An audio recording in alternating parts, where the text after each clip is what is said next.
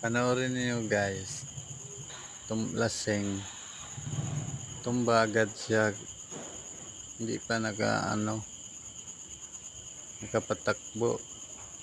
Pinilit niyang umuwi kahit lasing. Ayan, matutumba yan. Tingnan niyo.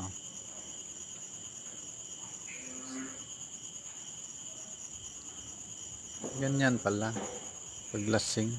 Ngayon ko na lang maunawaan ba, kasi ilang beses na rin akong umuwi na hindi ko alam kung bakit nakarating ako. Hindi ko na uulitin yon. Yan oh.